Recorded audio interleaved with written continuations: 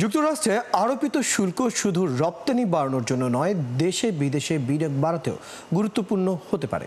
তাই বিনিয়োগ বাড়াতে জ্বালানি সংকট দূর করা সহ ব্যবসায়িক পরিবেশ অনুকূল করার নিশ্চয়তা দিতে হবে। আর দ্রুত সক্ষমতা বৃদ্ধি করতে হবে চট্টগ্রাম বন্দরের। প্রতিবেদন। আমরা আজকে 20%, কালকে যদি 50 হবে না, ইন্ডিয়া আজকে 50%, কালকে যে 10। অন্তর্বর্তী সরকারের দায়িত্ব নেওয়ার পর বিদেশের সাথে বাণিজ্য বিষয়ক সবচেয়ে বড় চ্যালেঞ্জ আসে যুক্তরাষ্ট্রের আরোপিত উচ্চ শুল্ক। সেটি কমে 20% আশাব্যঞ্জক।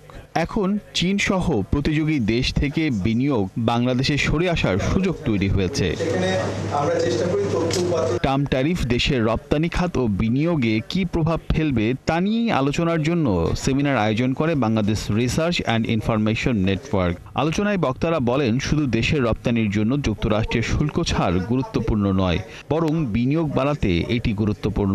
নাইকি হোক, অ্যাডিডাস হোক, বা আমি বলি অ্যাপল হোক বা স্যামসাং হোক, তারা বাংলাদেশে যদি বিনিয়োগ করে তারা সবার আগে দেখবে যে ইউএস এর সাথে তোমার what is your tariff rate. India recently একটা কথা বলেছে, তারা বাংলাদেশের সাথে থ্রুতে আরএমজি এক্সপোর্ট করতে চায়। So what does that mean now because of heavy pressure on India? তারা বলেন, বিনিয়োগ বাড়লে কর্মসংস্থান বাড়বে, এতে দেশের অর্থনীতি ঘুরে দাঁড়াবে। তবে জ্বালানি সহ শিল্পের নিরাপত্তা নিশ্চয়তা না দিলে বিনিয়োগ আসবে না। আপনি তাদেরকে আপনার ব্যবসার ওনারশিপ দেবেন, যাতে আপনার ইন্টারেস্ট এবং তার ইন্টারেস্ট একই হয়ে যায়। এই ব্যুরোক্রেসির ব্যাপারটা আমি এই গভর্নমেন্ট আসার পর আশা করছিলাম এটা ঠিক হবে, কিন্তু এটা ঠিক হওয়ার কোনো লক্ষণ দেখা যাচ্ছে না। শুধু এফডিআই নয়, এলডিসি গ্রাজুয়েশন পরবর্তী অর্থনীতির পরিবেশ নিয়েও কথা বলেন বক্তারা। আমাদের কোয়ালিটি কি হবে, ইনোভেশন কি হবে, এফিসিয়েন্সি কি হবে, ভ্যালু চেইনে আপনার হিউম্যান ক্যাপিটাল অর্থাৎ কীভাবে করবেন, টেকনোলজি অ্যাডপশন কিভাবে করবেন,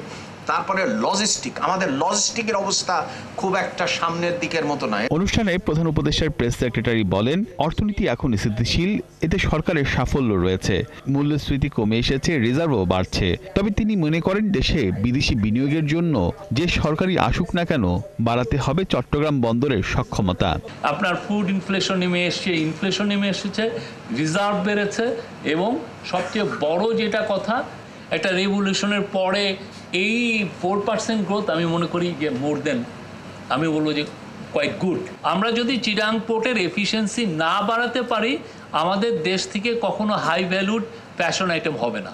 অনুষ্ঠানে বিনিয়োগ বাড়াতে দক্ষ শ্রমিক ও বিনিয়োগকারীদের কার্যকর ওয়ান স্টপ সার্ভিস দেওয়ার বিষয়টিও উঠে আসে। পুরো গ্লোবাল কনসেনসাস হচ্ছে আপনার। রিয়াজ সাজান, ৭১, ঢাকা।